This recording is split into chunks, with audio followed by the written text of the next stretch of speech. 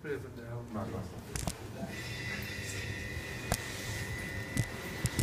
de l'IEO, gent de la UB i gent del centre d'estudis, un centre de recerca a la Universitat de Perpinyà, a França. Les diapositives i tot està en castellà perquè és una xerrada que vaig preparar per a l'Oceanogràfic de València. Així la gent que no sàpiga molt el català o que no entengui gaire el català podrà seguir, diguéssim, amb els títols en castellà. Una catarata submarina, què és? Us heu d'imaginar que aquí tenim la costa, al fons del mar, arreu del món, passa primer per una zona plana que es coneix com plataforma, fins a uns 100-120 metres de fondària, que té unes pendents molt baixes, de mitges per sota d'un grau. Llavors arriba al marge de plataforma i cau el que es coneix el talús continental fins a arribar a la conca, que torna a ser pla. I aquest talús continental té una pendent d'uns 5, 10, 15, 25 graus en alguns llocs. Doncs llavors, les catarades submarines es produeixen per formació d'aigua densa a ambients costaners, ja sigui per una pèrdua de calor o un excés d'evaporació. O sigui, si tens vents freds, molt secs, que evaporen l'aigua i refreden molt l'aigua, l'aigua baixa molt de temperatura, es torna més densa, l'aigua de superfície es torna més densa que l'aigua que té sota i s'enfonsa. En llocs on hi ha una excessiva evaporació, que l'aigua comença a evaporar-se, guanya molta salinitat, es torna més densa i també s'enfonsa. En les zones polars, quan es forma el gel àrtic i antàrtic, com que és aigua dolça, comença a formar-se les plaques de gel, comencen a alliberar sals que no s'incorporen en aquest gel, les sals augmenten la salinitat de l'aigua que té al voltant, es torna més densa i s'enfonsa. Tot això provoca que s'estigui generant aigua densa en superfície, que baixa fins a la plataforma i com que és plana, aquesta aigua no va enlloc, però es va acumulant i les corrents la van moguent, fins a arribar en el marge de plataforma on hi ha una certa pendent. I com que aquesta aigua és densa i pesa més que l'aigua que les envolta, quan arriba en aquesta pendent s'accelera i agafa velocitats molt elevades. I ressustem sediment del fons i el transporta cap a més fondàries. Hi ha diversos llocs arreu del món on aquest procés oceanogràfic té lloc. Com us he explicat, hi ha molts llocs en zones antàrtiques, polars i àrtiques, però també hi ha zones que es coneixen que passa aquest fenomen a latituds mitges. En el cas del Mediterrani tenim 3 llocs que estan molt ben coneguts i estudiats on es forma aquesta aigua densa. I un d'aquests llocs és el Golf de Lleó i la costa nord de Catalunya. També té lloc a Itàlia i al nord d'Itàlia i a Grècia. Veieu que tots són les conques nord del Mediterrani on durant l'hivern estan afectades per vents freds i secs que es coneixen com vents catabàtics, que porten aire polar, ja sigui des del casquet de Groenlàndia o des de Sibèria. Aquí ens afecta tant la tramuntana com el mestral. La tramuntana bufa entremig dels Pirineus i el Massís Central, el mestral francès, el nostre mestral bufa per la Vall de l'Ebre, el mestral francès és completament de nord i bufa i són vents que es canalitzen entre el Massís Central i els Alps, generen aigua densa en el Golf de Lleó. A Itàlia és el cas del Bora, que ve des de Sibèria i densifica les aigües superficials de davant del Po, i aquestes aigües viatgen cap al sud de la bota d'Itàlia, cap a la part profunda de l'Adriàtic, i a Grècia té lloc en les plataformes del nord del mar Egeu, amb un vent que ja es coneix com Meltemi. A part de formar-se aigua densa, a les plataformes també es formen aigües denses de mar obert, on en lloc de l'aigua enfonsar-se i quedar-se a la plataforma, baixen fins al fons de la conca. Allà l'estratificació és molt menys marcada i es refreda una mica i ràpidament s'enfonsen fins a uns 2.000 metres de fondària. Però d'aquest procés no en parlarem. Parlarem del procés de cascading, que és costaner i el que té més relació amb l'activitat que desenvolupeu aquí en aquest punt. En el Golf de Lleó, la presència d'aquest fenomen oceanogràfic es coneix des de mitjans dels anys 50.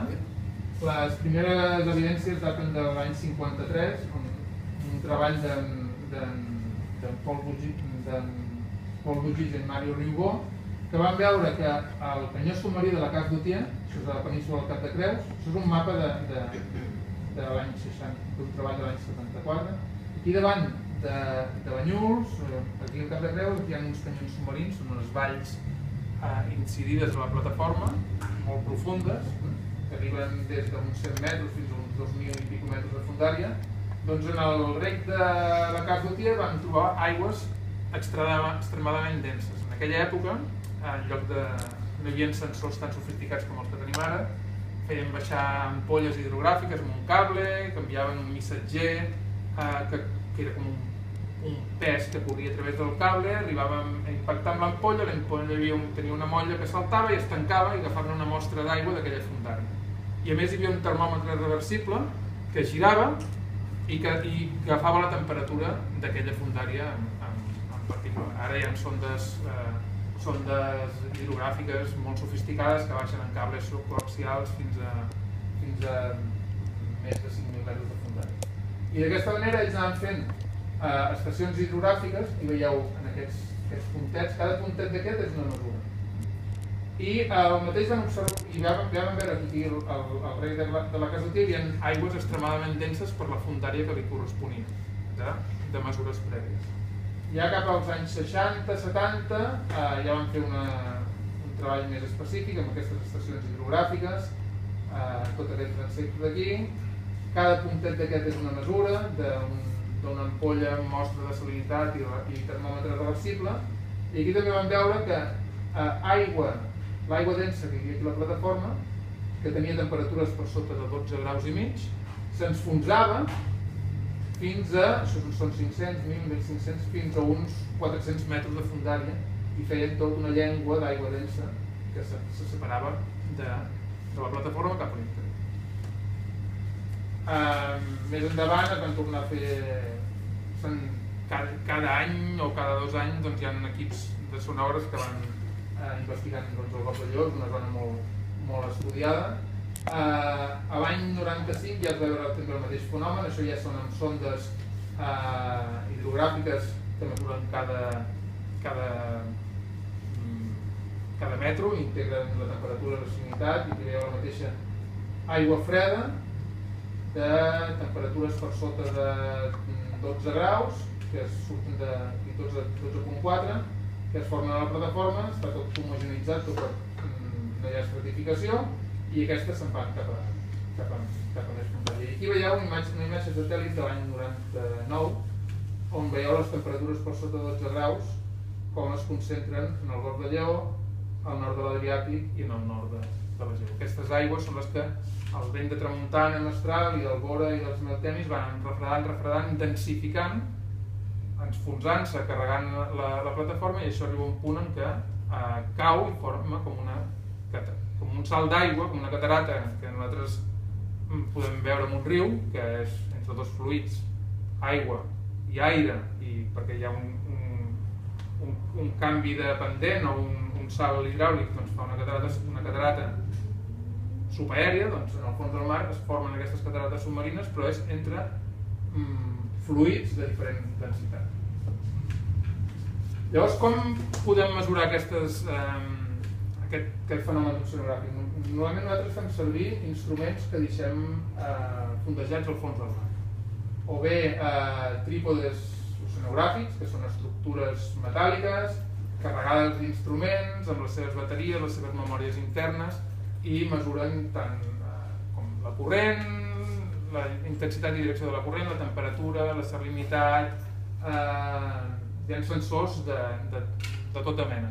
I vindrien a fer la funció que fa una estació meteorològica a terra ferma per un meteoròleg, doncs això són els aparells que ens donen una altra informació de cap on es mou les corrents, si aquesta corrent quan passa pel punt d'observació és més freda, més calenta, puja o baixa la temperatura, és més serrada, més tèrbola, hi ha més fang en suspensió, etc.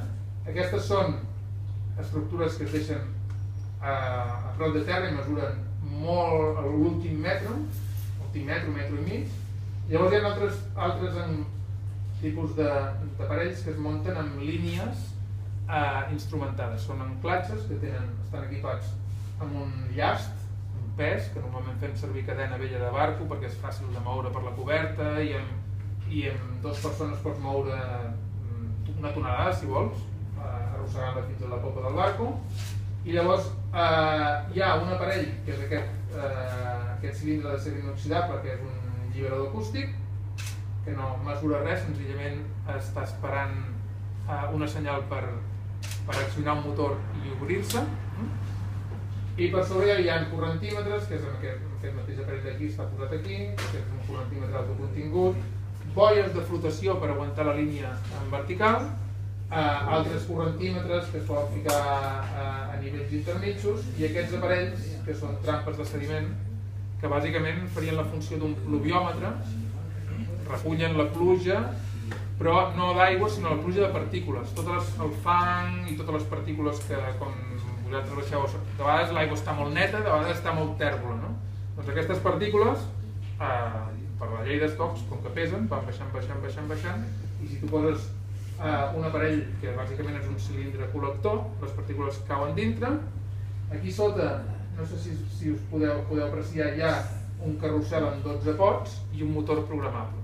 Llavors tu programes que cada 15 dies el motor giri. Llavors ho fondeges, ho poses dintre l'aigua, això es queda amb la boca oberta agafant totes les partícules que van caient, acaben amb un conus, amb un embut, amb un potet, i aquest potet va acumulant tot el que va caient durant aquells dies. Al cap de X dies, el que tu li has programat al motor, el motor gira, el potet aquest es queda sellat i se'n posa un de nou a continuació. I torna a agafar tota la pluja de partícules que cau durant X dies. I vas fent fins a 12 mostres. Després, quan al cap d'un temps de tenir l'aparell posat a l'aigua i enregistrant, tornes al mateix punt i envies una senyal en aquest lliberador acústic, que bàsicament està escoltant és com envies una senyal amb un mòdem acústic, un hidròfon que fiques a l'aigua, amb un codi específic, aquest aparell el reconeix, hi ha un motor que gira, i com que les boies estan tirant cap amunt fent força, s'obre i tot puja cap a dalt i el llast, la cadena, es queda al fons del mar colgada amb el fang. Puja a superfície, com que les boies són grogues i taronges i les veuen des de lluny, vas, les pesques, les puges a bordo i agafes totes les dades que han registrat els correntímetres i analitzes les mostres al laboratori un cop arribes a la feina. I amb això pots tenir registres de diversos anys. Això és un anclatge, això és l'esquema de l'anclatge que us he explicat, amb el llast, el lliberador acústic, un correntímetre, una trampa. Aquest té uns 500 metres de llargada. Entre aquest conjunt d'instruments i aquestes boies, aquí hi ha 500 metres de cable, fins a un altre conjunt de correntímetre i trampa de sediment que està situat a 550 metres sobre el fons. Això el mapa és meters above bottom. I després un altre conjunt de boies i això ho manté vertical i en tensió, perquè no es belluga. I la gent de la Universitat de Perpinyà ha mantingut un anclatge en el canyó de la Cas d'Utiel, que és aquest aquí, en el recte de la Cas d'Utiel, a uns 1.000 metres de fondària, des de l'any 93. I van anant cada 6 mesos, treuen i en posen un de nou. I s'emporten el vell cap a la universitat, agafen, buiden totes les dades i tal, al cap de 6 mesos tornen, treuen, posen els aparells a punt, canvien bateries, memòries i tal, treuen el que estava mesurant i tornen a ficar un altre. I porten fent això des de l'any 93. I tenen una sèrie històrica molt llarga. I aquí teniu, en blau i en vermell, la temperatura enregistrada dintre d'aquest canyó submarí, en vermell a 1.000 metres de fondària i en blau a 470 metres de fondària. I què és el que veieu que hi ha forats perquè de vegades els aparells fallen, s'inunden o el que sigui. Bàsicament, aquí podeu veure que hi ha unes caigudes, aquests pics blaus, unes caigudes de temperatura bastant sovint a uns 470 metres de fondària, i que hi ha uns anys, com aquest, el 99, en què la temperatura baixa molt, per sota de 12 graus, i baixa fins i tot a 1.000 metres de fondària. O sigui, tens una temperatura constant a 1.000 metres de fondària que oscil·la entre 13 i 13.2, petites fluctuacions, la temperatura és molt estable, fins que hi ha uns anys que, pum, baixa més de 2 graus. I després segueix un altre cop en temperatura constant, i hi ha un altre any, el 2005, en què, pum, baixa, en aquest cas, molt per sota de 12 graus. I l'any 2005 teníem ficat nosaltres uns aparells aquí en el camí de Cap de Creus, just al costat, a uns 750 metres, i aquesta és la sèrie de temperatures. Veieu que aquí hi ha un forat que els hi va fallar els aparells, i aquesta punteta d'aquí és aquesta davallada d'aquí. Veieu que està per sota dels 12 graus? Doncs això és la temperatura de color verd que vam enregistrar nosaltres al canyó de Cap de Creus. I sembla que també estàvem sobre uns 12 i pico, i de cop, pum, una primera davallada, una segona davallada, una tercera, i va caient fins a arribar a uns 10 graus de temperatura. Això és una aigua extremadament densa en comparació amb l'aigua ambient que hi ha en aquesta fondària. I llavors va pujant, i això va tenir lloc fins a l'hora que té, no es veu gaire bé aquí, però això va començar a passar a finals de gener, febrer, maig, abril, i llavors cap al maig ja recupera. O sigui, això són gairebé, això sembla que era cada un d'aquests una setmana, tot el procés aquest va durar uns 2 mesos o 2 mesos. Ara us ensenyaré més detall. Això és en detall els instruments que vam posar en el canyó de Cap de Creus. Aquí reconeixereu segurament molt bé la costa, perquè hi deveu anar sovint. Això és una imatge una imatge com tridimensional, una imatge ombrejada, que representa la morfologia del canyó submarí de Cap de Creus. Això és aquí en color salmó, és a la mateixa zona que està il·luminada aquí. Aquí tenim una batimetria multifeix. Això segurament us interessaria molt, les batimetries aquestes a prop de la costa. En lloc de ser una batimetria feta amb una sonda que té un barco convencional que emet un pols, et diu a quina fondària està i torna, i tu vas avançant, doncs això són els barcos oceanogràfics o hidrogràfics, tenen sondes multifeix amb més de 150 transductors.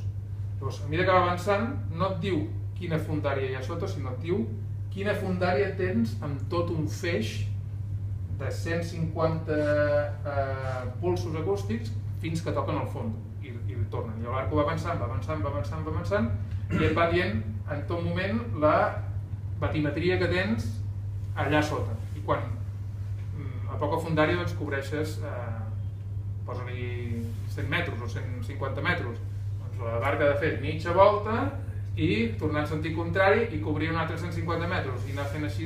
És com si seguessis la gespa del jardí. Amb una sonda convencional seria bri a bri, amb una sonda multifeix és amb la talla gespa.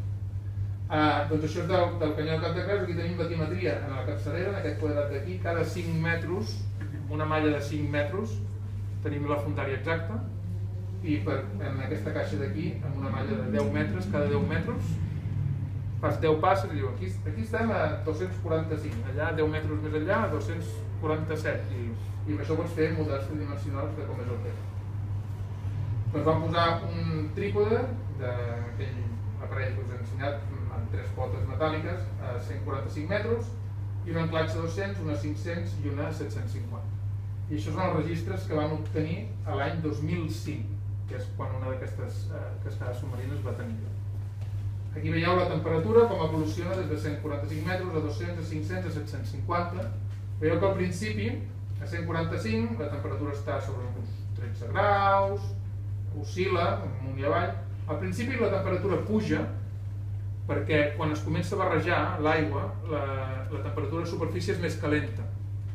A l'estiu la temperatura està a uns 24 graus, no sé, al final aquí estem al setembre, a l'octubre, o sigui l'aigua de superfície s'està barrejant amb la de sota, les primeres arribades d'aigua són pujades de temperatura, tant a 150 metres com a 200 metres. Això a 500 ni s'entera. Però veieu que va pujant, ja comença a barrejar-se tot i arriba un punt que en aquest dia, pum, una caiguda sobtada de temperatura a 145 i a 200 i a 500 res. I va arribar a mitjans de gener i va haver una caiguda molt forta a 200 metres que ja va arribar a 500 metres. I al cap de 2 dies ja va arribar a 750 i es va recuperar i va haver una segona glopada i va haver aquesta baixada de temperatura que us he ensenyat abans en el gràfic anterior comparant-ho amb el de... Fixem-nos les velocitats. O sigui, a 145 metres tenim velocitats de 20-30 centímetres per segon, abans de que baixin les temperatures. Quan hi ha aquestes primeres glopades augmenta una mica, arriben uns 40, uns 50 centímetres per segon. A 200 metres les corrents normals ja són una mica més baixes, per sota dels 30, i ara aquestes glopades ja són més fortes, aquí estem a 40 centímetres per segon, aquí estem a 60 centímetres per segon.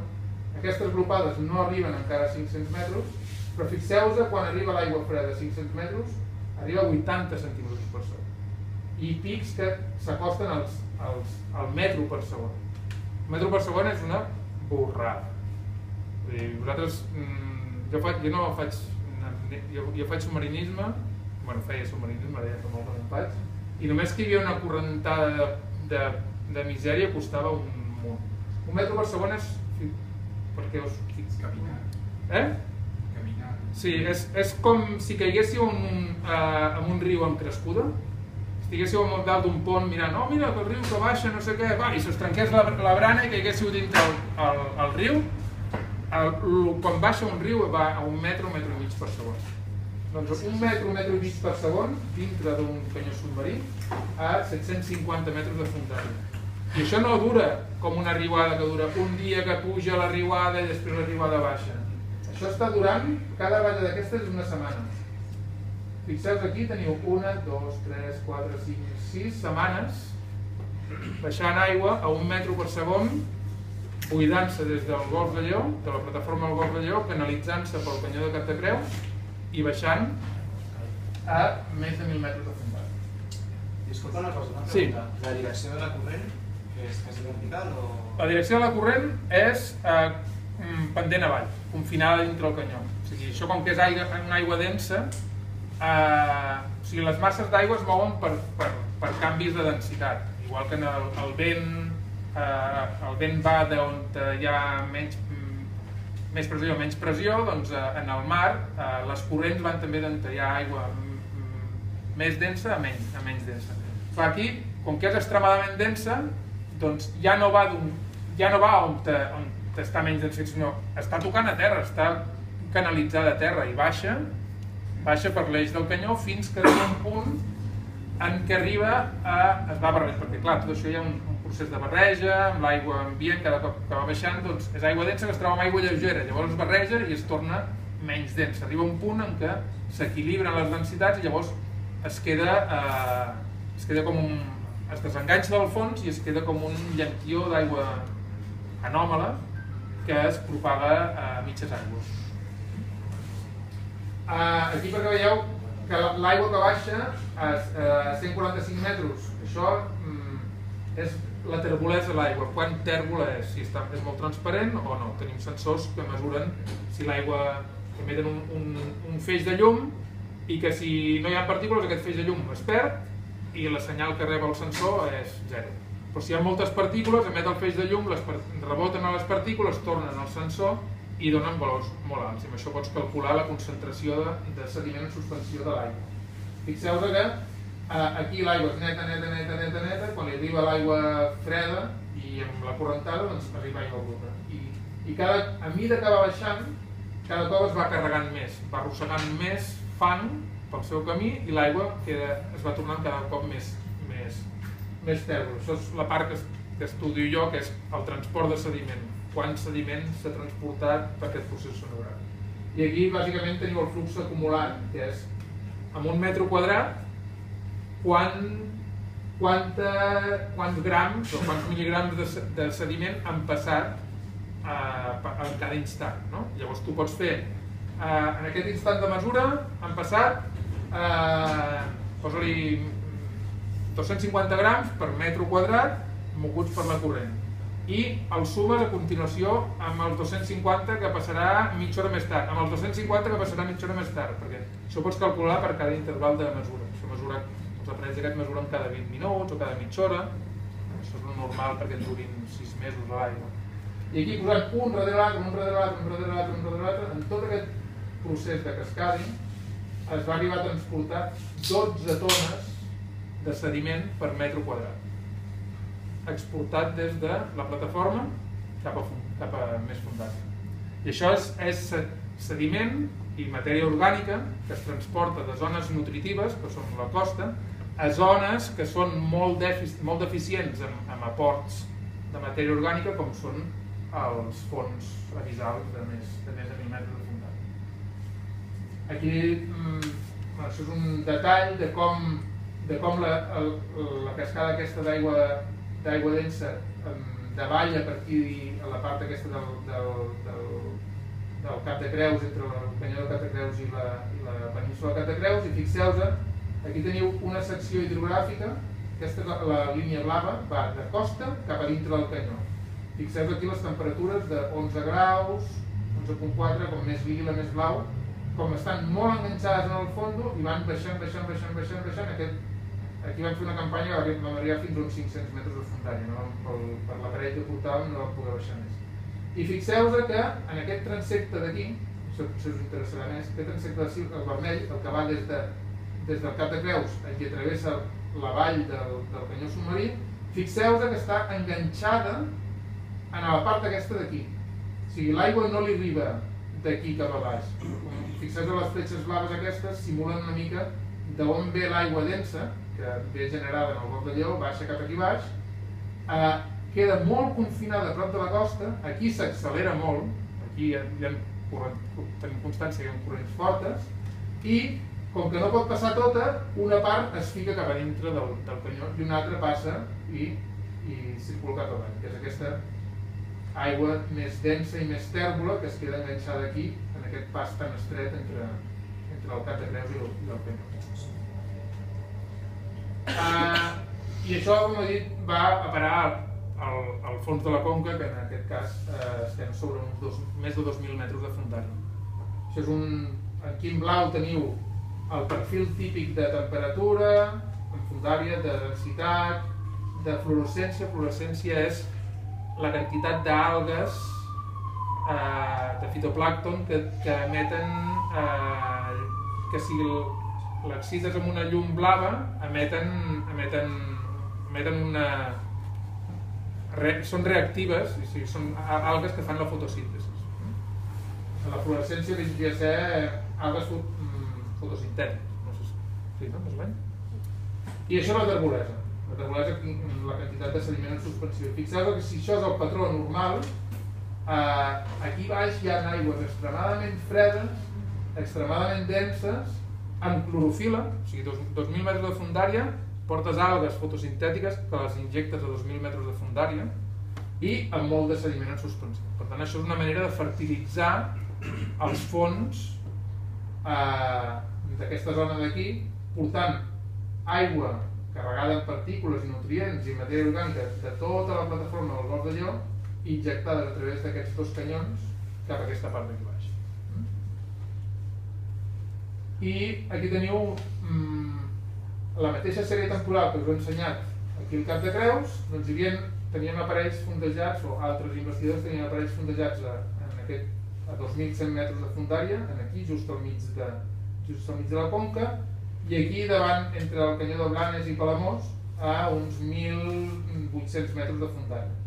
I aquí veieu doncs, que aquesta aigua que baixa a gran velocitat, molt freda i molt carregada de partícules, arriba a alterar les propietats termoalines de l'aigua de 2.000 metres, això és la temperatura i la salinitat. Primer arriba tot barrejat i puja la temperatura i puja la salinitat, i després arriba aquesta aigua tan freda i més dolça, que acaba afectant el que es formen aquí, acaba afectant aquesta zona, que és totes aquestes fletxes que estan dibuixades aquí, de com es propaga l'aigua densa des del Golf de Lyon afectant tota aquesta zona. I aquí, en aquest quadradet, que és aquesta sèrie d'aquí, aquí teníem una d'aquestes trampes de sediment, un d'aquests pluviòmetres, molt gros, un que tenia en lloc d'una forma cilíndrica, una forma cònica. I va estar mesurant les partícules que anaven baixant, que és aquesta ratlleta d'aquí, petit, i quan li va arribar l'aigua freda i dolça del Golf de Lyon, fixeu-vos, es va carregar de sediment, però més de 2 ordres de magnitud. Això és una arribada de sediment altíssima a tota aquesta conca, que és com l'arribada del Manà. O sigui, això és un desert i de cop, quan passen aquestes cascades submarines tan bèsties, de cop els arriba molt de menjar, molt nutritiu en aquesta zona, no? I acaba tacant tota la conca d'aigua tèrbola. Aquí està, aquesta aigua aquí és molt transparent, i després de que baixi tota aquesta aigua i s'escampi, l'aigua es queda tèrbola. Si tu fas un perfil hidrogràfic en aquesta zona, veus que a prop del fons l'aigua, en lloc de ser transparent, està tèrbola, està carregada de partícules. I aquí us ensenyo 4 perfils hidrogràfics que es van fer aquí davant de Barcelona. Aquí estem a Barcelona, que va fer un perfil a uns 400 metres de fondària, una 700, una 1000 i pico i gairebé 2000. Fixeu aquí en vermell és la concentració de sediment en suspensió. Això en teoria hauria de ser aigua tèrbola en superfície, llavors aigua neta, i aquesta aigua neta hauria d'arribar neta fins al fons. Doncs fixeu tota la panxa aquesta d'aigua tèrbola, que correspon molt bé amb aquesta anomalia de densitat, que es va propagant i va escampant-se per tota la conca. Tacant, el sediment arrencat des d'aquí o transportat des d'aquí acaba escampant-se per tot això d'aquí. Llavors vam començar a pensar quin efecte això tindria amb les pesqueries, perquè és una cosa que corrents d'1 metre per segon dintre de canyons submarins arriba a la conca i ho taca tot de sediment. O sigui, quins efectes tindria això? I el primer que ens va venir al cap és un recurs de fondària que viu en llocs tranquils i que de cop aquests llocs es tornen s'alteren molt, que és la gamba vermella, la gamba de Palamós, que a més és un recurs pesquer de molt valor i d'interès científic, perquè es coneix molt poc la biologia d'aquesta espècie, com comercial. Les confraries de pescadors, la majoria d'elles ja depenen de la pesca d'aquest crustaci. Tenen més del 50% dels beneficis de les confraries ja venen d'aquesta espècie. I això és un vídeo filmat per un robot submarí a Grècia, a uns 400 i pico metres de fondària, i això és com és una gamba vermella en el seu hàbitat. O sigui, un fons fangós, són crustacis que no tenen poder natatori, però bàsicament no es desplacen massa, van pasturant, van menjant els cuquets que viuen dintre el fang. Costen molt de veure, o sigui, aquí a les nostres costes hem fet inversions també en robots submarins, a llocs, a caladors de pesca de gamba, que se saben que hi ha gambes i no costen molt de veure, que va ser una sorpresa trobar-se-la. I aquesta espècie té una distribució bàsicament mediterrània i afecta les costes també de Portugal i del nord d'Àfrica. Hi ha una altra subpoblació aquí al voltant de Madagascar i la costa sud-est africana. Es creu que és la mateixa espècie, potser són subespècies, no se sap perquè estan molt separades, però aquí en el Mediterrani, això és un altre cop una batimetria detallada de tot el fons del mar català-balear. Aquí tenim els Pirineus, el Cap de Creus, el Golf de Roses, el canyó de Palamós, el canyó de Blanes. Nosaltres estem aquí a Barcelona. Està distribuïda a totes les fondàries, o sigui, en pesques científiques les pots arribar a pescar a més de 3.000 metres de fondària, se'n troben. Però bàsicament les pesqueries es concentren entre uns 400 i uns 800 metres de fondària, que és on hi ha els caladors de pesca. L'espècie té un clar dimorfisme sexual, les més grosses, aquestes que quan aneu a un restaurant i demaneu un plat de gambes i ens en porten 4, això són femelles. I les mascles són més petits. I la femella es pot distingir perquè té aquesta banya, que es diu el rostre, que és molt més punxegut que el mascle, que el té curt i serrat. Té un ample i serrat. Tenen unes corbes de creixement molt ben controlades, molt ben estudiades, i es creu que aquests individus viuen un màxim de 5 anys i mig.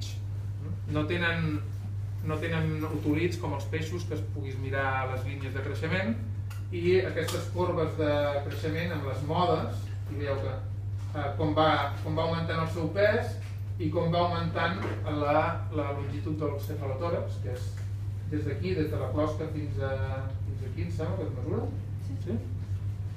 I que teniu la corba de creixement de les femelles i la corba de creixement dels mascles.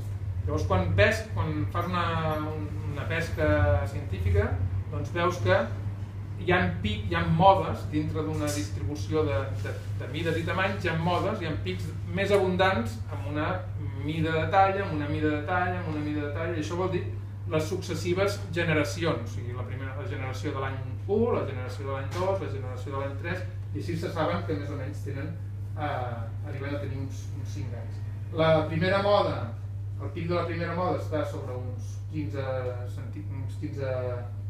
mil·límetres de cefalotòrax, la segona moda 25, 35, 45 i 55. Amb les femelles, que és un 80% de les captures. O sigui, hi ha moltes més femelles a la població que de mascles. I els mascles creixen menys, creixen menys ràpid, quan arriben als 5 anys són encara petitets, i aquestes són les seves modes. Això ens servirà després, més endavant, per entendre l'efecte que té aquestes cascades submarines amb la població de la gamba. I tenen un cicle reproductor que es coneix força bé, excepte tota la fase larvària. Al maig activen les gònades per començar a aparellar-se, i les femelles desenvolupen una mena de capseta que porten aquí al ventre. No sé si mai heu menjat gamba a l'estiu, les grosses, que porten com una cosa blanca a la panxa, que sembla un tros de forespant. A vegades ho intentes treure. Això és l'espermatòfor on te guarda l'esperma del mascle un cop fan la còpula.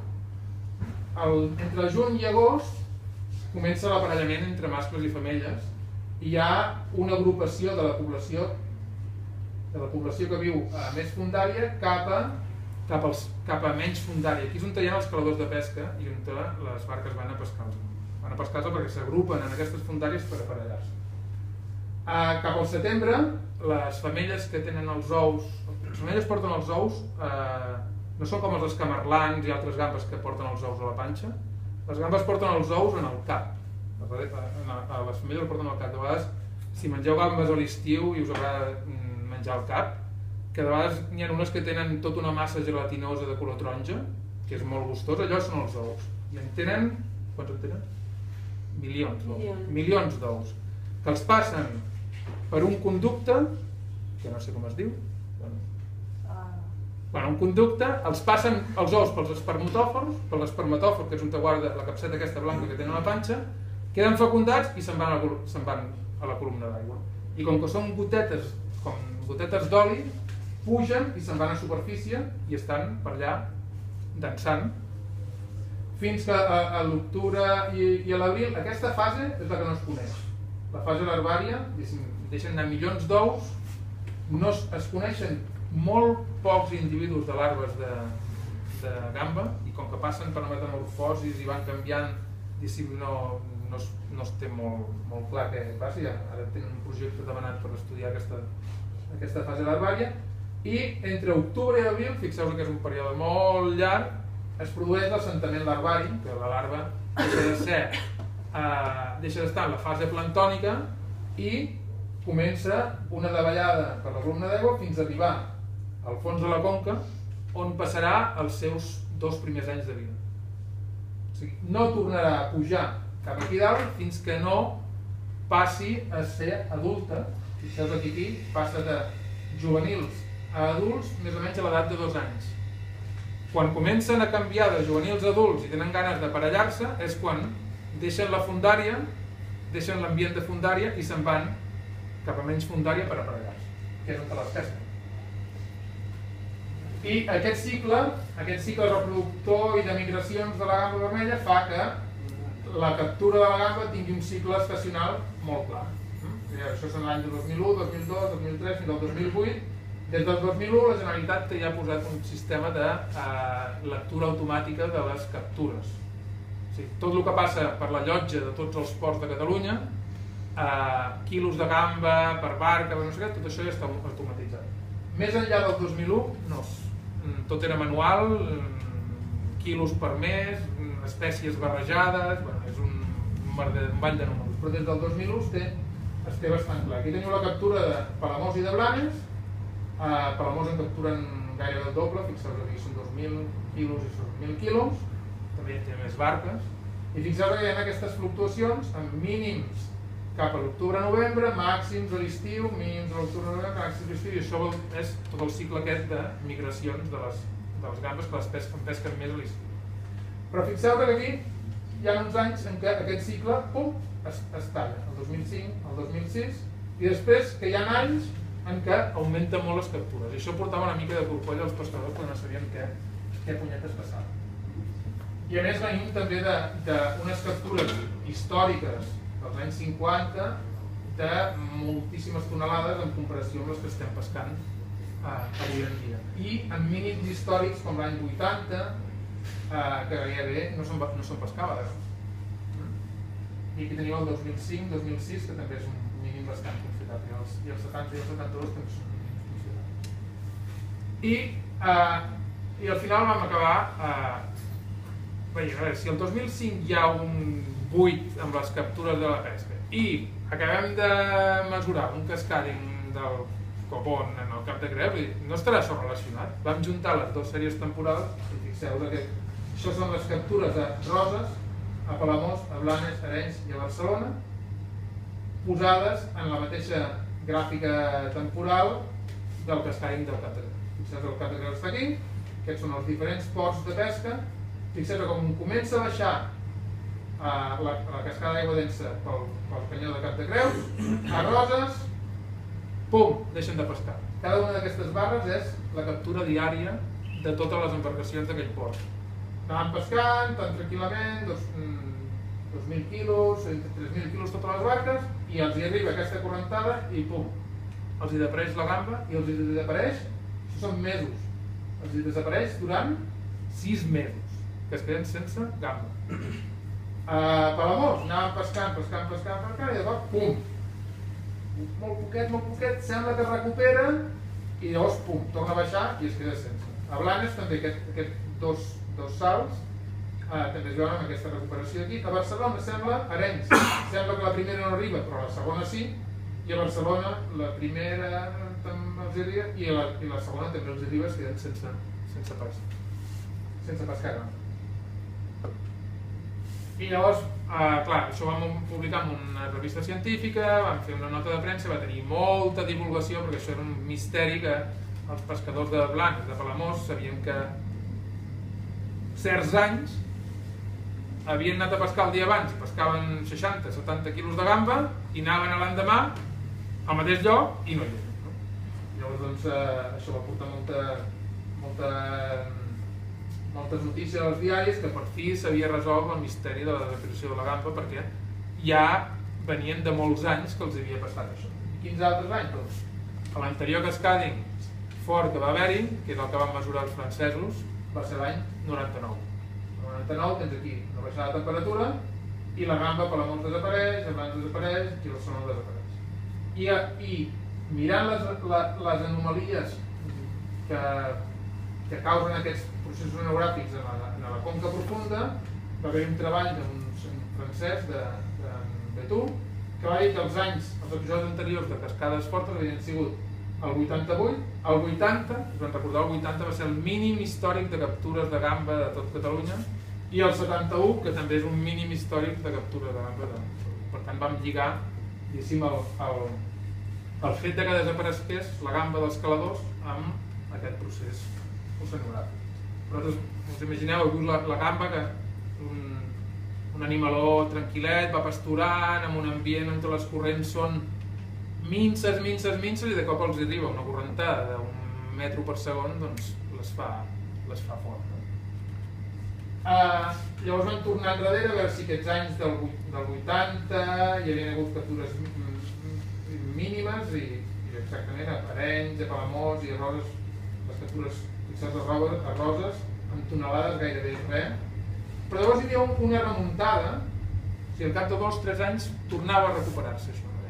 I ara, si se'n van, per què tornen amb més força? Llavors vam començar a pensar en un... I això no només passava en aquests ports d'aquí, sinó a Palma de Mallorca, els anys que hi havia hagut cascada profunda, el 80, 88 i el 99, uns anys després, pum, tenien uns pics històrics, uns màxims històrics de captura. Això és una cosa que està afectant no només aquí localment, sinó a tota la conca. I vam començar a pensar que era un fenomen més de gran escala i que aquest procés oceanogràfic propiciava un augment de la població, afavorint un elevat reclutament. Un reclutament què vol dir? Doncs les larvetes aquelles que s'oraven a superfície i que baixen i se'n van cap al fondo, doncs en lloc d'arribar a un fondo desèrtic, arriben a un fondo fertilitzat. Llavors hi ha una major supervivència larvària i aquestes larvetes que sobreviuen més, al cap de 2 anys, quan ja passin a ser adultes i migrin cap als caladors de pesca, doncs fan augmentar les captures perquè en pugen moltes de cop. Vam veure si això ho podíem verificar d'alguna manera i vam assumir que la gamba petita o la gamba morralla, en les cofredies de pescadors separen la gamba per calibre, per talla, perquè la gamba grossa va molt més cara que la mitjana i que la petita. A veure si podíem assumir que la gamba petita corresponia principalment a individus juvenils o juvenils en fase de transició a adults i que la talla gran o mitjana, hi ha ports que només fan gran i petita, hi ha ports que fan petita, mitjana, gran i d'altres que fan petita, mitjana, gran i extra, doncs van fer totes les grans, mitjanes i grans considerades adultes, assumint un pes mig de 29 grams per individu i que totes les gambes, la gamba petita, la categoria de petita, eren uns 9 grams per individu i corresponien a juvenils. Els mascles no els vam considerar perquè és un 20% de la població i ho vam fer només amb les femelles. I vam veure que efectivament a partir de l'any 88, que va haver un cascading fort, 1, 2, 3 anys després, aquí amb la gràfica vermella és el número d'individus juvenils i número d'individus grans. Hem transformat els quilos en número d'individus fent servir la relació anterior.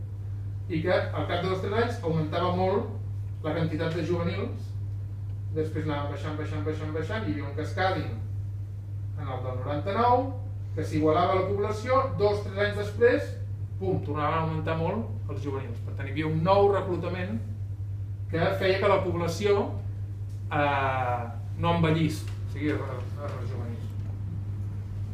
I a partir del 2001, que ja es tenen les dades diàries de totes les cofredies, aquí tenim Roses, Palamós, Blanes, Arenys i Vilanova, fixeu-vos que aquí en el 2002 aquesta és la pujada de juvenils del cascading del 99. 99, 2000, 2001 i 2002 pugen.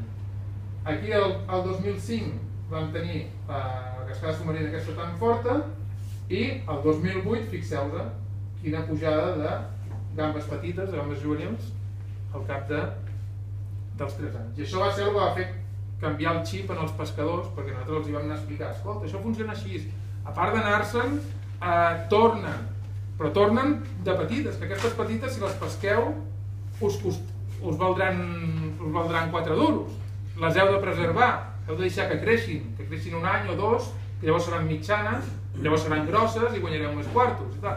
I això els va costar que ho entenguessin, però ja hi han arribat i ara sí que s'estan posant més en sèrio. Vam fer una comprovació, a veure si amb les gambes aquestes d'aquí, gambes petites del 2008, perquè els pescadors estaven espantats de les matances que estaven fent, perquè portaven a bordo. Fixeu, això és una estimació pel pes, talla, de número d'individus.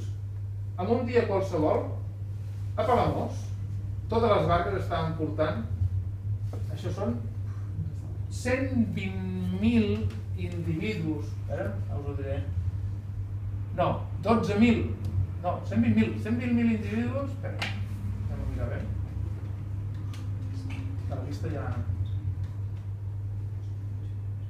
120.000 individus de gambeta petita, que els hi paguen a 6 euros al quilo. Aquesta gamba petita no la pesques i la deixes créixer, l'any que ve serà mitjana i te la pagaran a 24 euros al quilo. I si no les pesques totes i les deixes créixer, la mitjana de l'any següent serà gran i te la pagaran a 60 euros al quilo. I com ho poden evitar no agafar les petites? Es va fer... Bueno, ara acabo explicant que efectivament vam agafar, vam anar a una cofreria de Palamós, vam agafar la gamba petita, vam mesurar la longitud dels cefalotòrax de totes les femelles i vam veure que la moda de la pesca estava exactament aquí, a individus que estaven passant del segon any, d'un any i mig, estaven complint els 2 anys i passant i els mascles igual, els mascles eren més petitets, la moda quadrada en la transició entre juvenils i adults. Per tant, això són gambes que tenen 2 anys i que estan pujant i que venen del reclutament larvari o de l'alt reclutament larvari provocat pel cascading del 2005. I aquí tenim una mica un esquema del que ha passat en aquests 3 anys. Si les cascades submarines normalment se'n formen cada any de cascades submarines, passa que la densitat a la que s'arriba a l'aigua, perquè cada any bufa tramuntant, cada any fa fred, llavors baixen fins uns 100, 200 metres, 300 metres i ja s'aturen, no baixen més. Els anys excepcionals, com el 2005, les cascades submarines, aquestes que arriben fins aquí, arriben fins a la conca. Són hiverns molt freds i ventosos i secs, que el Roine no baixa amb aigua dolça, que els rius no baixen amb aigua dolça, és a dir, d'aigua dolça a la plataforma, per molt que la refredis, com que és dolça, no s'enfonsarà.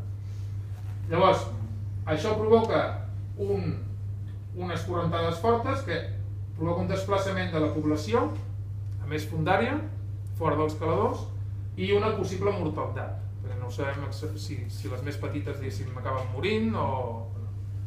A l'any 2006 hi ha una disminució de les captures, la població ha quedat tocada, les captures són bàsicament adults, hi ha un transport de partícules a la conca que la fertilitzen, i hi ha el descens larvari, que no sabem on tapar, quan passa, des d'octubre a l'abril, el descens larvari en un ambient fertilitzat, per tant hi ha una alta supervivència larvària.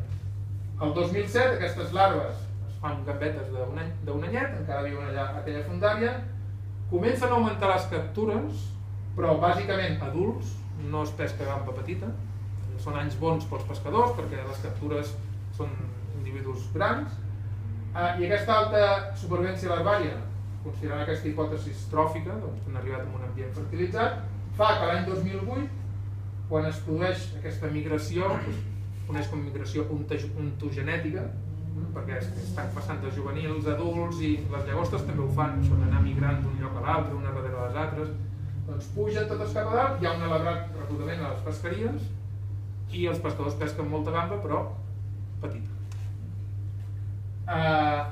I això doncs a la llarga, el que pot semblar pa per avui, el que pot semblar és gana per demà, perquè els vam explicar als pescadors, mira, si tu agafes les captures anuals de roses, palamós, blanes i arenys, i les estandarditzes, diguéssim, amb un percentatge de 0 a 1 pel valor màxim de les captures. Això, si un porc pesca molt, el pots comparar amb un porc que pesqui poc.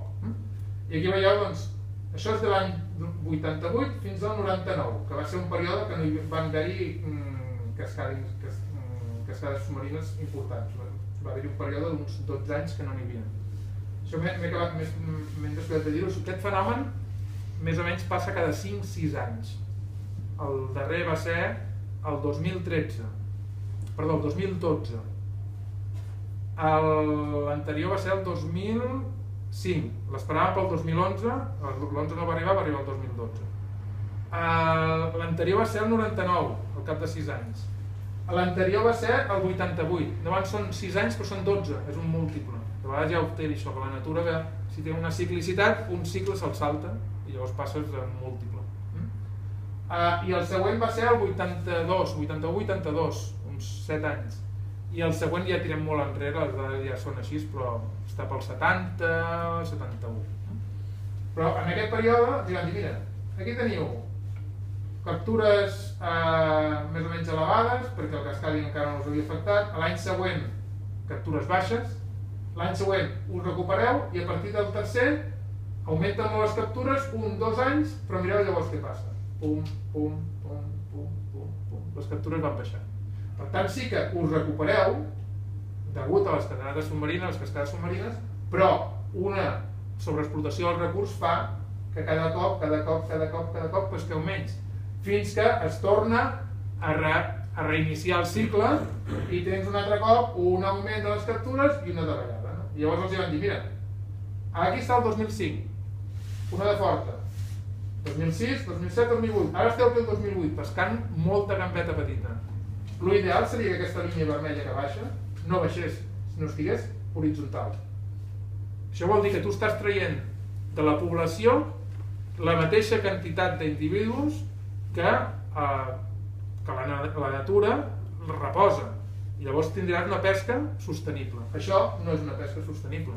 Tu estàs necessitant d'un procés oceanogràfic periòdic per anar-te posant el sistema a zero, i un altre cop el sistema a zero, i gràcies a això una pesqueria que està, una espècie que està molt explotada ha perdurat durant més de 7 dècades de pesca intensiva. I la gamba es pesca de forma intensiva des dels anys 30, amb barques de vela, amb vapors, després rastres, i no han acabat amb allò, segueix havent-hi. I els hi vam explicar i els hi va començar a entrar al cap, i per exemple blanes i arenys van passar d'un cop, el cop és la part final de la xarxa, on ja no s'escapa res, pescaven amb un cop de 35 mil·límetres de malla, aquí no s'escapa res de res, amb fil de polièster de 5 mil·límetres, i van accedir a passar a malla, amb una malla de 45 mil·límetres de nylon de 3. I només fent aquest canvi, a palamós, que anaven amb un ritme creixent, cada cop pescant més gamba petita, pum, va baixar. I a blanes van aplicar-ho el 18 de febrer i també va baixar. Però va durar poc, perquè després van tornar un altre cop a... estem pescant menys, no sé què, van tornar a l'art de sempre. Però bueno, això va portar que amb els pescadors de palamós, que van ser els més... Nosaltres vam anar a explicar-ho a totes les cofradies de pescadors. Algunes ens escoltaven i els altres deien, sí, molt bé, digues i tal. Però a palamós sí que es van posar les piles i van voler fer un pla de gestió. Perquè a palamós els hi puja molta petita. Palamós, com que estan a Roses, està massa a prop de la zona on es formen les cascades submarines i tota la població es desplaça cap avall. Palamós té una pujada de juvenils molt important i és una de les pesqueries més importants de la zona. Doncs es van engegar un pla de gestió de la gamba que havia d'incloure una avaluació del recurs, veure com estaven, fer accions pilots de tipus de canvi de tipus de xarxa, canvi de caladors, preservació de caladors, tal. Una gestió del recurs, veure quines mesures es poden fer per mantenir una pesqueria sostenible, i els van plantejar un monitoreig ambiental per veure cada quan aquestes cascades submarines, a veure la intensitat de les cascades submarines, com afectava, i la formació d'aigua densa en general com afectava. D'aquestes dues coses es va quedar només una gestió del recurs. S'ha fet un pla, s'ha acabat fent un pla de gestió, aquest es va enviar a la Secretaria General de Pesca Marítima durant molts anys, un parell de 3 anys de discussió, s'ha acabat amb un pla de gestió, però només del recurs. O sigui, totes les accions pilot o més de monitoreig ambiental i tot això no en volen sentir parlar perquè ells són el Ministeri que fan pesca i volen gestionar el recurs. Però bàsicament han aconseguit tenir un pla de gestió que els dona una certa cobertura legal o administrativa, o sigui, perquè una confraria és com una escala de veïns. Tu dius, ara farem això, però si un veí no vol fer-ho, com l'obligues tu a fer-ho, no? Doncs com que estàs constituït com a comunitat de veïns, hi ha un administrador, hi ha unes lleis que et regulen, doncs en aquell veí, si la majoria diu una cosa, se li pot fer allò. Doncs el pla de gestió en els pescadors de Palamós els dona aquesta cobertura legal i han accedit a fer 2 mesos de veda no subvencionada quan pugen les petites. Quan hi ha el reclutament larvari de les petites, no van a pescar. I no van a pescar i ni cobren.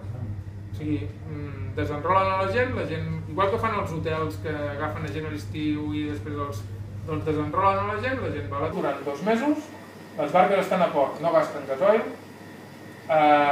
deixen que pugin totes les petites, deixen que s'aparellin, perquè és el moment en què s'estan aparellant, o sigui, femelles adultes amb mascles adults deixen que s'aparellin, els deixen tranquils durant 2 mesos i després, al cap de 2 mesos, van a pescar.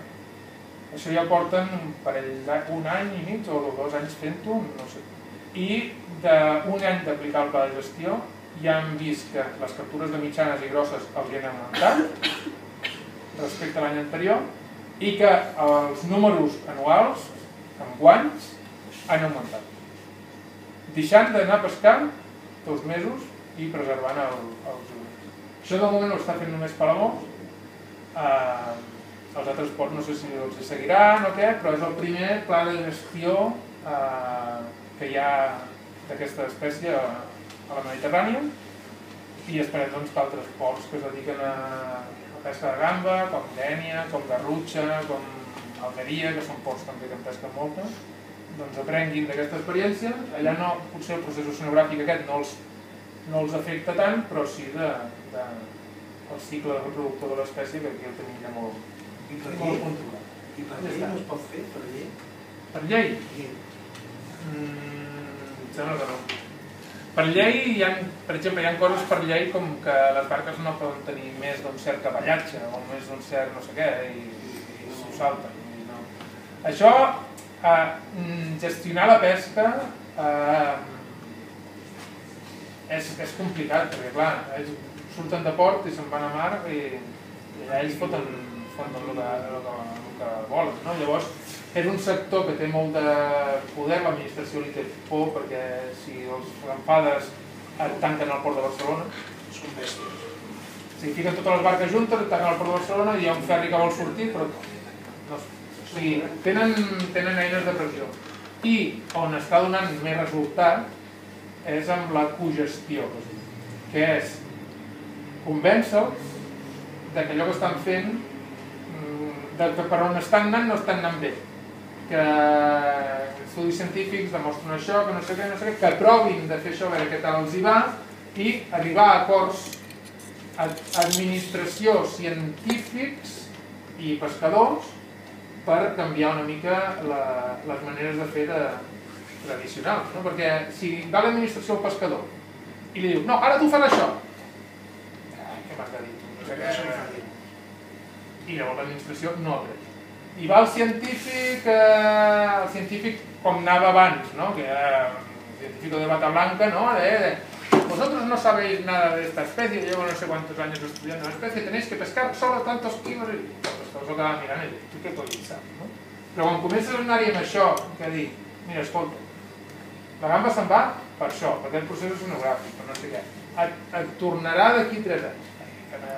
Que saben aquest no sé què. Quan van començar a pescar gamba petita, ens van trucar. Escolta, que teníeu raó, que sí, que estem fent unes matances de gamba petita, de no sé què, no sé quantes, com ho podem solucionar això? Llavors, són ells que et conviden a taula, a seure i a discutir. Llavors és pescador científic i l'administrador, l'administració fa com un cop els pescadors han arribat a dir, nosaltres volem fer això, doncs llavors l'administració ha de respondre i donar-los el marc legal per fer-ho, que és aquest pla d'ells. Però ha d'anar per aquí, en altres pesqueries també s'està fent plans de gestió, el sonso. Si us parlava del pla de gestió del sonso, el sonso hi ha barques sonceres que pescaven molt més sonso del que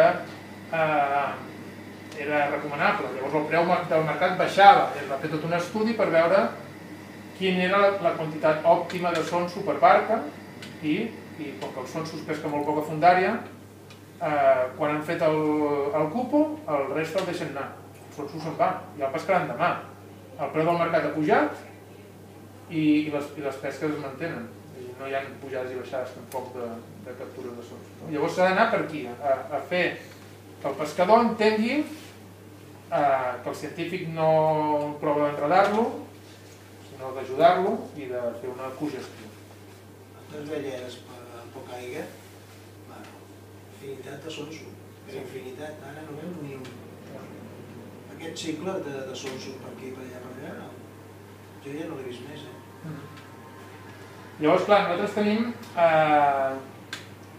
tenim sospites que no afecta només la gamba. La gamba ha sigut el cas que hem agafat perquè és econòmicament molt rellevant, les captures de les cofradies són bastant fiables perquè hi ha una flota especialitzada d'anar a pescar gamba. Llavors, si hi ha un 0 en la captura, no és que no hi hagi cap barca que hagi decidit anar a gamba, és que han anat a gamba i no n'han pescat, i tornar l'endemà a veure què ha passat, si han fallat el tiro i no n'han pescat. Llavors, i aquestes barques que van a gamba, si no n'hi ha, és que ha desaparegut els caladors. Amb altres espècies és més difícil, perquè una barca un dia pot anar a Popets, un altre dia pot anar a Rogers, un altre dia pot anar a Rap i no sé què, o un altre a Escamarlà. Llavors ja no saps si és que no hi ha escamarlà perquè ningú ha anat a escamarlà o perquè l'escamarlà també s'ha vist afectat. Llavors, tenim sospites que el rat l'afecta, perquè quan estàvem fent la recopilació de dades històriques, abans del 2001, anàvem per les cofradies i durant què va ser el 2000, un any després va ser el 2006, caixes de rapets de pam. Sí, no ho sé què sé. Doncs O marcat, doncs sí, petits. Serà anys després de cascar-ho. Però una borrada. Tabancs, a Blanes en diem tabancs. Maiden, als anys després de cascar-ho, barques que han de tornar a migdia a port, perquè no tenen més caixons per encaixar la maida. Nosaltres estàvem a les 12 del migdia en una cofreria per arribar a un barco d'arrossegament amb la coberta plena de maida i regalant-la als jubilats i tal, perquè és que els hi pagaven a 4 duros. Llavors, aquest canvi oceanogràfic, fixeu-vos que el Cascadi estem dient, es forma aigua densa en el golf de Lleó, per la tramuntana i el mestral, aquesta aigua densa baixa. Us he ensenyat que baixa fins aquí davant de Barcelona i va caient com una cascada submarina per tot el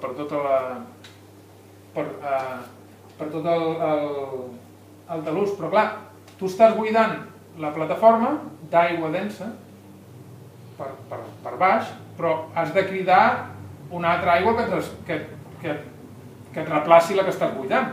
I això són aigües subsuperficials. Aquí davant de Barcelona tenim una sèrie històrica que sortim cada mes a fer uns perfils hidrogràfics i també agafem dades de fitoplàncton. Doncs el cascadi del 2005 i el cascadi del 2012 12 es veuen claríssimament amb un augment de la densitat, però de més d'un punt respecte als anys anteriors. I les espècies fitoplactòniques són espècies que no són costaneres, són espècies que són d'aigües en fora. Per tant, tu estàs buidant les aigües costaneres arran pel fons, i com una cinta transportadora, si tu estàs transportant per aquí, des d'aigües superficials, et venen aigües cap a la costa. Llavors això segur que ha de tenir alguna mena d'efecte amb les poblacions costaneres. Un peix de roca, segur que si l'aigua està més freda o menys freda, això, anys d'aquests tan ventosos i freds, segur que els hi ha d'afectar. A més, són anys que no són...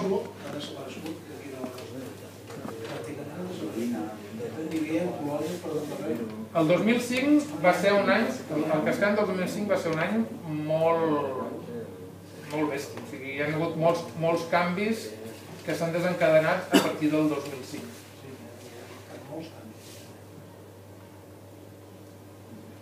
És la cadena alimentària, on hi ha múscul, venen peix petitet, larves, tot això, llavors venen els depredadors, tot és un moviment. Si tens el menjar de la costa, de què s'alimentaran els coloms? Dic els coloms. No, però molts cops s'intenten buscar, és una mica la idea de la xerrada, tot i que us he fet anar a molta fundària, molta més de la que aneu, és que, per exemple, la desaparició de la gamba, quan deien, ja no hi ha gamba, ha desaparegut la gamba, el primer que deien era la sobrepesca. És que n'heu pescat massa, no sé què, i era un fenomen oceanogràfic, no? De vegades desapareixen espècies que es pensen, oh, no sé què, doncs perquè han abocat o la depuradora, o la no sé què, o no sé quantos, o les... De vegades són cicles naturals, i llavors les coses van i tornen, i segur que hi ha gent que deia, oh, abans pescàvem molt de no sé què, i un bon any, pum, resulta que allò torna.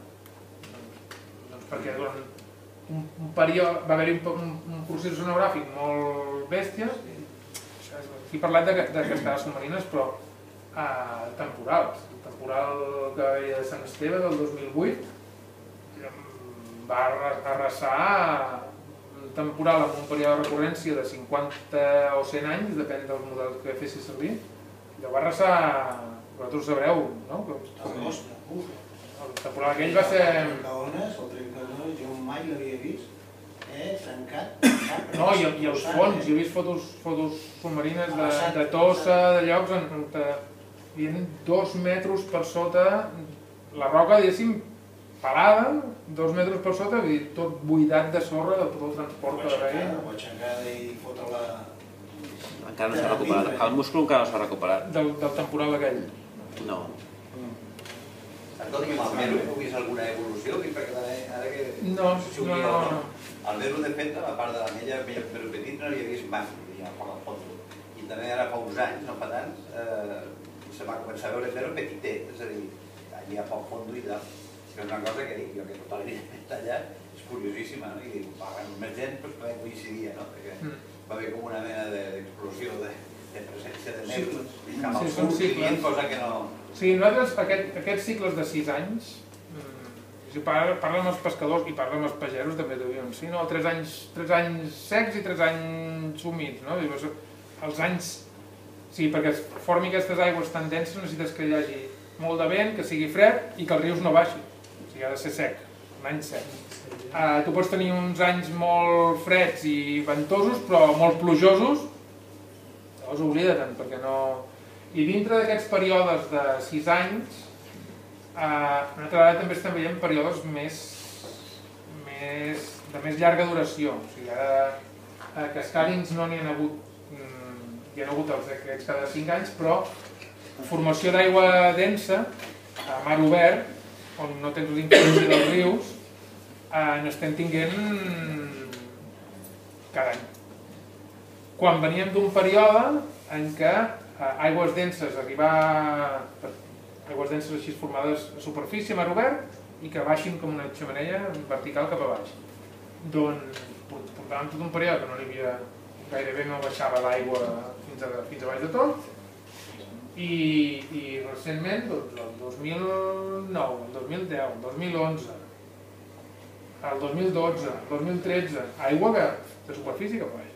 Llavors, clar, totes les aigües fondes també estan canviant, no? Llavors, i això, els models climàtics diuen que va passar també en l'època aquesta dels 70, 71, 72, 80, o sigui, ja estem en uns cicles que ja no són de 6 anys, estem en uns cicles que són de gairebé 25 anys o 24 anys, no? Llavors, nosaltres no vivim tant. no, entres amb això, que de vegades ens quedem amb l'escala anual, que és la que... i no és això. Una altra pregunta, ja. Sí. Pot ser interessant. Amb el canvi climàtic, nosaltres que estudieu realment en detall, realment hi ha alguna afectació que es pugui controlar o és simplement encara... Sí, amb les mesures... O sigui, aquí les mesures més llargues que tenim, nosaltres són unes mesures que fa en Josep Pasqual, de l'Estartit, que surt cada setmana amb la seva barqueta, se'n va a l'Estartit i prenen una temperatura a 5 metres, a 10 metres, a 15 metres, no sé. I això, aquestes sèries històriques fan, no sé, molts anys enrere. I amb aquestes sèries es veu un augment de la temperatura progressiu a tots els nivells fins fa una cosa d'uns 10-12 anys que s'ha estabilitzat. No segueix pujant, o sigui, les temperatures estan estables. La sèrie històrica que tenim aquí a Barcelona, que vam començar a fer-la fa 10 anys també, nosaltres no veiem augment de temperatura, veiem estabilitzat, s'ha estabilitzat. Llavors, clar, ja comencen a sorgir gent d'allò, canvi climàtic, els models climàtics que en el mar, però ara estem en un període d'estabilitat de les temperatures, almenys pel que fa al Mediterrani o pel que fa a les nostres costes, a l'Estartit i aquí davant de Barcelona. És el partidari dels cicles. Sí, jo crec que estem en aquests 20 i pico anys que anàvem amb una pujada, després ara pum, ara s'ha separat, després d'un temps tornarà a pujar, no? Sí. Sí, hay tiempo, me parece, pero bueno, ¿quién querrá un media pizza o algo así? Porque el tiempo que las pidan, vosotros os quedáis. No, yo voy a pasar. ¿Sí? ¿Te vas? ¿Sí? Vale, ¿alguien se queda? ¿No? Todos los de siempre. Vale, David, ¿no? ¿No? Vale, pues pido un par o tres y ya está. Un par. Vale. I llavors això també ho farem, això per vosaltres afectarà si l'aigua està més freda o menys freda, si està més tèrbola o menys tèrbola, si hi ha més corrent o menys corrent, sobretot per la zona de Cap de Creus. Cap de Creus llavors està molt afectat per això. Una zona més que Salmes, no el mateix a Barcelona que potser a la Costa Brava o cap... No, com més cap al Golf de Lleó vagis, més... Depèn del puesto, les espècies estan més afectades que unes altres. Unes altres trobes una cosa i en una altra zona no la trobes. Quins? Depèn de la zona on estiguis. Jo he pogut veure bé. Vas pel sud, veus una fauna diferent a la que veus, per exemple, a Vilanova i Geltrú, per dir alguna cosa. I diferent a la de Barcelona i diferent a la de Blanes. Veus coses totalment diferents. Depèn del fons i la fauna que n'hi hagi de la zona. No tot és igual. Hi ha un recorregut de quilòmetres molt curtet. Parlo de 200 quilòmetres, de Barcelona, 200 quilòmetres per aquí, 200 quilòmetres per aquí. Cosa de 400 quilòmetres així, les faunes són diferents. Una diu una cosa, l'altra diu una altra, cosas para Posidonia, hay puestos que no hay en Posidonia, antes vivía, ahora no había, y jamás a otro puesto que antes no vivía y ya todo. Ben guapa, ben alta, saludable i unes altres, una convida, tota l'altra. Tota la zona no són iguals. Normalment ho parlo de la costa, No, el que mirem de fer nosaltres és anar mantinguent sèries històriques, per tenir aquesta visió de més llarg recorregut. Perquè hi ha tendència a projectes de recerca que tenen una duració de 3 anys, no? Des de que et donen el projecte, obtens els resultats, que és un any de mesura, interpretació i tal, i el projecte s'ha acabat. Llavors et quedes en trossets d'un any de mesura. Llavors, i les sèries històriques,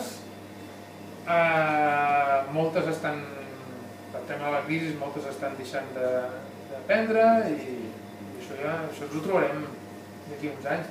Les boies d'onatge, la Generalitat tenia boies d'onatge tan tretes. La sèrie històrica d'onatge d'aquí a Catalunya, ara hi ha una boia a Tarragona i una altra boia del Cap de Gurb, però aigües al Fòrum, i ja està. Però abans hi havia 4 boies, una davant de Roses, una davant de Blanes, una davant de Barcelona, una davant del... És que no hi ha un seguiment. Les persones que es cuidaven d'allò s'han fet grans o han mort, no n'hi ha un relleu de persones que se'n cuidin d'aquestes coses. Jo conec gent que eren joves, nanos joves que s'encarregaven d'això i van dir no, ja no interessa. Si n'hi ha relleu, n'hi haurà història. Si no n'hi ha relleu, no hi ha pasta. No. I dues preguntes. La primera és quan és que ve l'aigua bruta al nord de Cap de Creus? Després del cascàding o quan està fent el cascàding? Quins són els anys que ens trobarem més aigua bruta allà dalt? Allà dalt l'aigua més bruta que l'hem trobat quan hi ha llevants. Bueno, sí, això ho he suposat. Sí, però quan hi ha llevants hi ha descàrregues de rius. Llavors el que fa, i a la vegada tens aigua densa. O sigui, perquè tu pots començar a generar aigua densa en el Golf de Lleó, a l'hivern, no? Comences a generar aigua densa, vas generant, i... O sigui, posem d'una altra manera. Tu tens un llevant sense aigua densa. Un llevant, per exemple, a l'octubre o al novembre. Fa una llevantada suspèn, tal, però com que tot està estratificat, allà queda. Tu comences a generar aigua densa i se't va quedant cap al fòndol, la tramuntana va generant aigua densa. Tota la regió d'aigües mortes i de l'estany de Leucat i coses així, es creu que és aigua molt poca fondària i té intercanvi amb el mar. Es creu que és una zona també que allà es densifica molt l'aigua. Quan hi ha intercanvi amb l'aigua costanera, doncs allà es crea un pool d'aigua densa amb excés. Llavors tens una llevantada i el llevant el que fa és empènyer l'aigua contra la costa. És com apretar un tubo de pasta de dents. Apretes d'un racó i l'aigua fa... se'n va cap al Cap de Creus i arriba una aigua supertèrbola, superfreda i densa, i llavors ja no queda estratificada, ja està tota la columna d'aigua barrejada i ja hi ha una terbolesa brutal. O sigui, un llevant més petit amb aigua densa a la plataforma genera moltíssima més terbolesa que un llevant fort amb estratificació. Cada 6 años tendría tendencia a ser más densa y entonces más turbia en Cap de Creus, dependiendo de si hay levante o no. Sí, l'aigua densa en si, per si no hi ha llevant, el que ens hem trobat és aigües denses que van fent el seu camí, arriben netes i no es comencen a accelerar i baixen pel canyó de Cap de Creus fins que no hi ha una certa pendent que llavors i s'embalen cap avall. Però anys que amb cascàding més moderat i més llevants, però amb aigua densa i llevants, els anys que hi ha més terbolesa de tots. Sí, llevant és el màxim influent en això, en que hi hagi aigua freda i bruta. Sí, tu pots tenir un llevant que no tingui riuada i que l'aigua estigui estratificada i se't quedarà aigua bruta per dalt que no arribarà a baix. O sigui, passarà una pluma d'aigua tèrbola, dolça, com que sota té aigua salada, no es barrejaran. Però si tu tens tota la columna homogenitzada, perquè hi ha hagut formació d'aigua densa que s'ha barrejat i comencen és com si tu remenessis amb una cullereta, no? Se t'ha homogenitzat tot, i és densa i està allà a punt que algú li fum una patada per començar a anar pendent avall, doncs la patada, si li fot un llevant, baixa molt de sediment. I la següent pregunta és si aquests models de corrents marines, aquests models que existeixen de l'Institut Oceanogràfic i tal, si tenen en compte aquests processos que tu dius. O sigui, aquestes que abans dibuixaven unes fletxes que feien així, que passaven per allà del Capacreus. No, aquests models són models que estan forçats amb camps de densitat. Camps de densitat climàtics o patrons climàtics. Saben que d'anar allà fent perfils hidrogràfics, saben que en aquest punt la densitat en superfície és tant, i a mesura que vas baixant va augmentant la densitat i tal, perquè hi ha uns camps de temperatura i uns camps de salinitat que fluctuen durant els anys i això són uns patrons climàtics que es diu. Clar, això és una anomalia en els patrons climàtics. Llavors, tot això, i a part, els models funcionen, són models hidrostàtics, que és que les partícules no es poden barrejar en la vertical. O sigui, es belluguen en horitzontal. Va d'on hi ha més densitat a on hi ha menys densitat. I això fa els camps de circulació. Clar, tu que li estàs posant? Una cosa que no es regeix per cap patró climàtic, perquè és una anomalia. I on dominen les velocitats verticals. Hauries d'aplicar un model no hidrostàtic i rebenta tots els ordinadors. Sí, en anys de cascadi no s'ha de tenir en compte aquests models. Almenys a prop de la costa, no. Molt bé. I els francesos estan posant molt d'esforç en fer models de circulació no hidrostàtics, perquè forçaven els models hidrostàtics seus amb molta barreja vertical per difusió. És com una mica enganyar el model. I ara estan fent models que pugui haver intercanvi vertical de massa d'aigua. Si tu diries que hi ha manera de predir si la corrent vindrà d'una banda o d'una altra, o no, per allà dalt? A curt termini... En casos de cascadi no. I a curt termini potser sí si tens validat el que ha passat. O sigui, ara els models els estan validant amb boies a la deriva. Igual que els models atmosfèrics tiren globus i tiren no sé què i cada cop afinen més si farà vent, quan entrarà el vent i si plourà o no plourà, és perquè tenen un munt de sensors per allà posats i un munt d'estacions meteorològiques que alimenten els models. Llavors el model aprèn i si saben que en aquest punt la temperatura i el vent no sé què, o la pressió no sé quantos i varia no sé què, el model adapta i prediu amb un interval de 4 dies. En el mar no tenim tota aquesta xarxa de sensors que estiguin interactuant amb el model i llavors t'has de basar en patrons climàtics. I el que fan servir són, en cas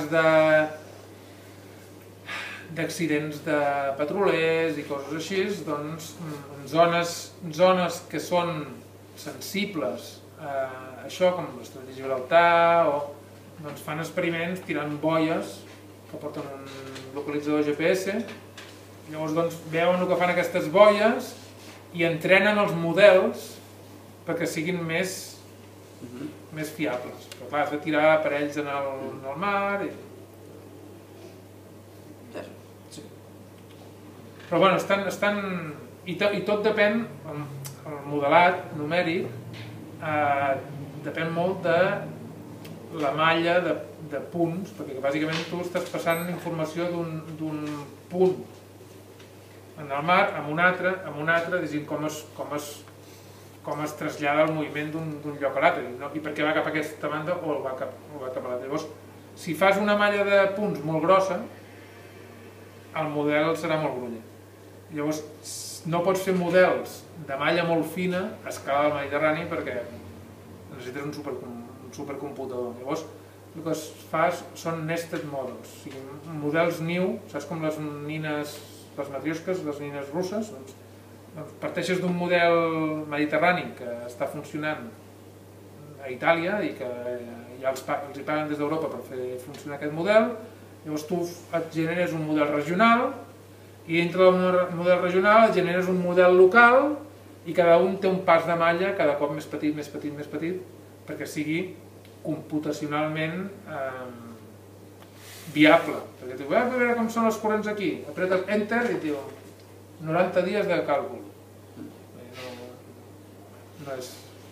No és...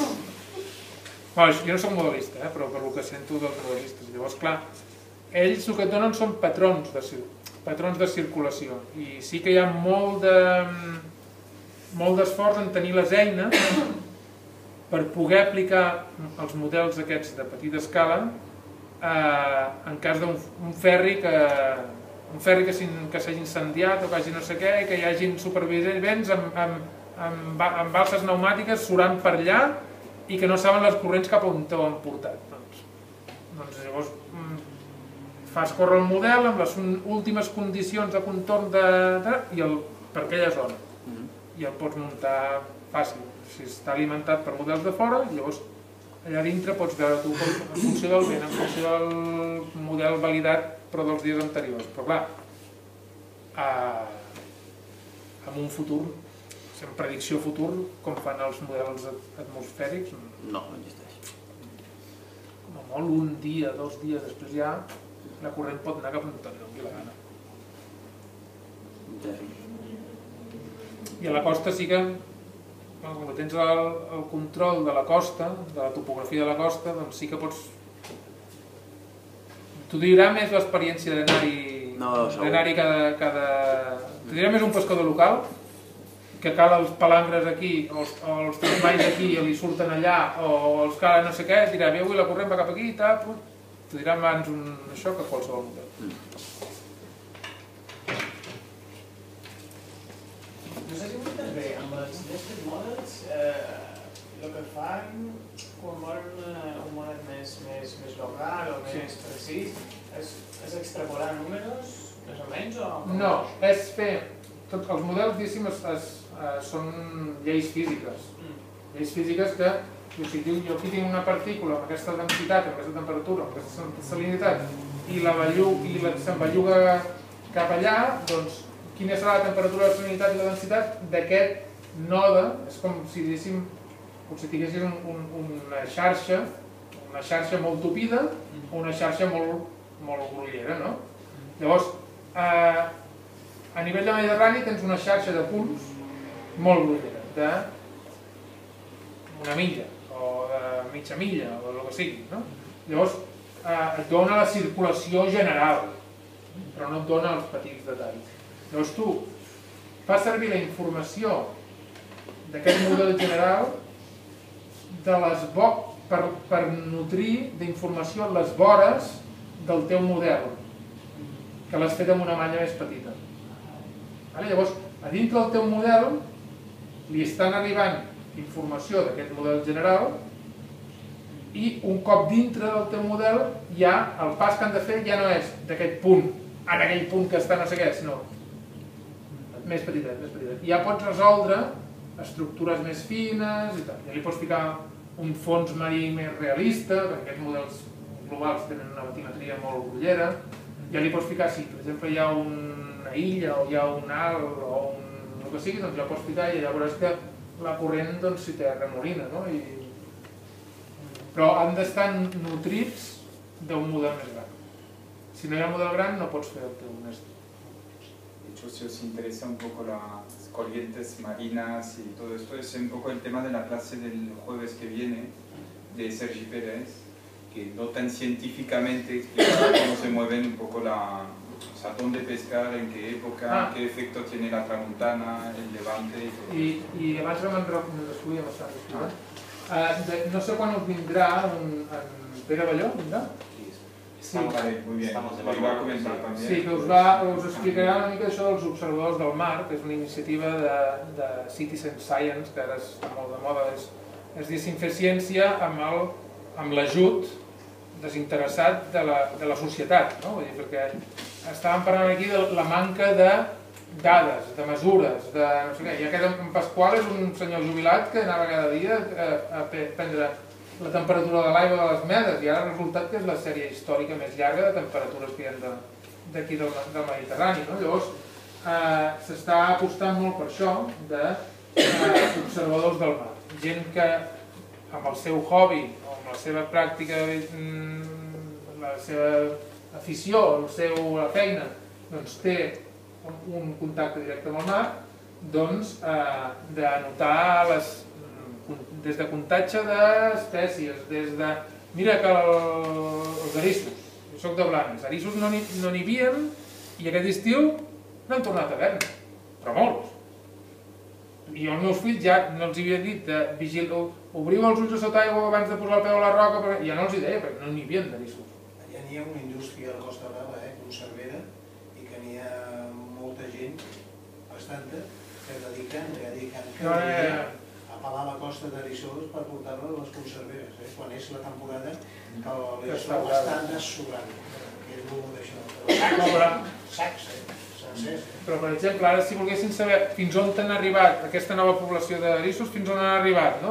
Mira, ostres, anar d'aquí, no sé què, i de cop n'he vist un munt, no? Pum, vas aquí, no sé exactament com funciona, però hi ha eines per entrar i posar informació. Hi haurà tota una xerrada que us vindran a explicar sobre els observadors del mar i que potser en aquesta mena d'observacions més de ciutadans, no tan científiques, doncs es poden veure aquests cicles que estàvem parlant de 6 anys amb espècies que no estan...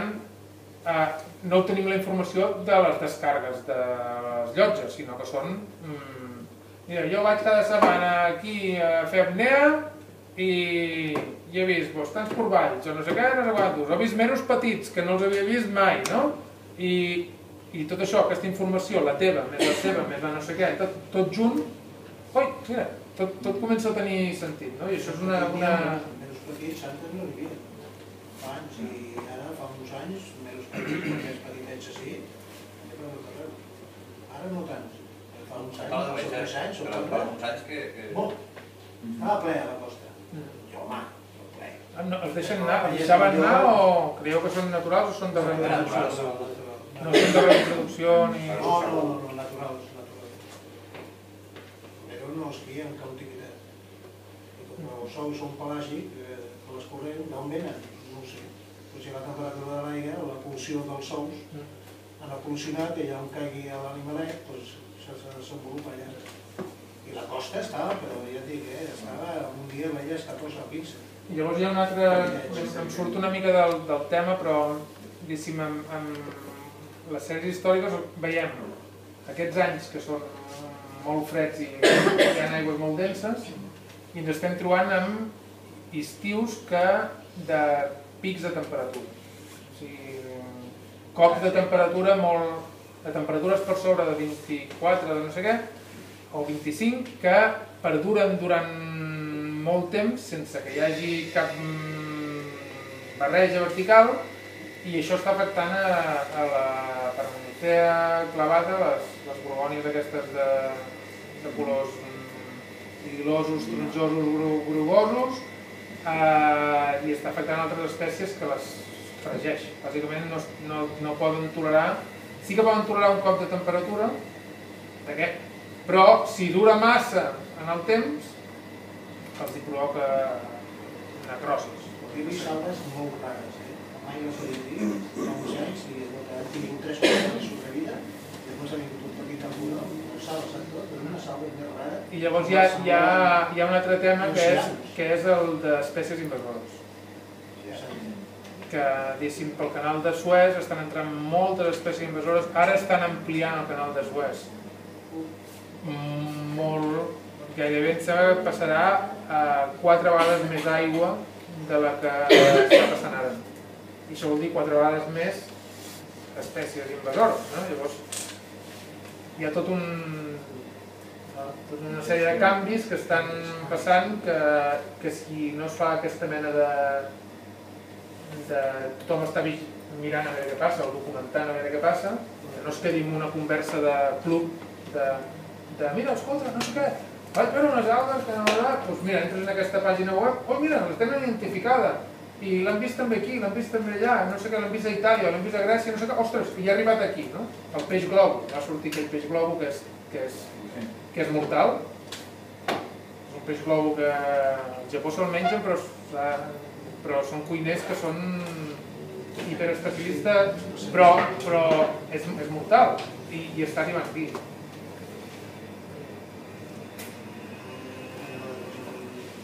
Molt bé. Agradecerte.